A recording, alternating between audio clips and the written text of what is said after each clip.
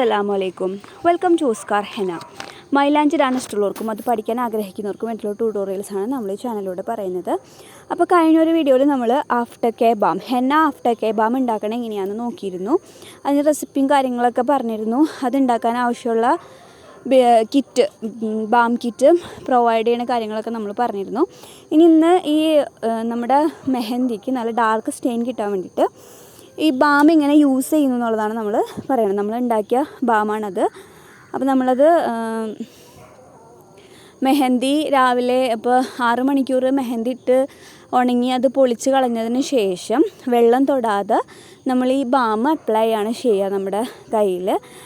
അപ്പോൾ അത് അപ്ലൈ ചെയ്ത് കൊടുക്കുമ്പോൾ എന്താ സംഭവിക്കുകയെന്ന് വെച്ചാൽ അതിൻ്റെ ആ ഒരു കോട്ടിങ് മൂലം വെള്ളം നമ്മുടെ കയ്യിൽ ഇറങ്ങാതിരിക്കുകയും ആ ഓക്സിഡേഷൻ പ്രോസസ്സ് കറക്റ്റായിട്ട് നടക്കുകയും 24 മണിക്കൂറിനുള്ളിൽ നമ്മുടെ സ്റ്റെയിൻ നല്ല മെച്ചുറായി നല്ല ഡാർക്ക് സ്റ്റെയിൻ നമുക്ക് കിട്ടുകയും ചെയ്യും. അതിന് വേണ്ടിയിട്ടാണ് യൂഷ്വലി നമ്മൾ ഈ ബാം യൂസ് ചെയ്യണത്. അപ്പോൾ നമ്മൾ ബ്രൈഡൽ കിറ്റുകൾ കൊടുക്കുമ്പോൾ അതിൻ്റെ കൂടെ ഈ കോൺസും അതിൻ്റെ കൂടെ നമ്മുടെ ഈ ബാമും സീലൻറ്റും എല്ലാം കൂടുതൽ ഡാർക്ക് സ്റ്റെയിൻ കിട്ടാൻ വേണ്ടിയിട്ട് നമ്മൾ പ്രൊവൈഡ് ചെയ്യാറുണ്ട്.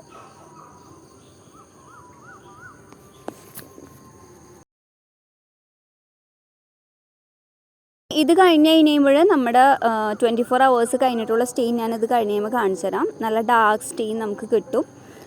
ഇതേപോലെ നമ്മൾ ഈ ബാം യൂസ് ചെയ്തിട്ടുണ്ടെങ്കിൽ ഡാർക്ക് സ്റ്റെയിൻ കിട്ടാൻ വേണ്ടിയിട്ടാണ് സാധാരണ ബാം യൂസ് ചെയ്യണത്.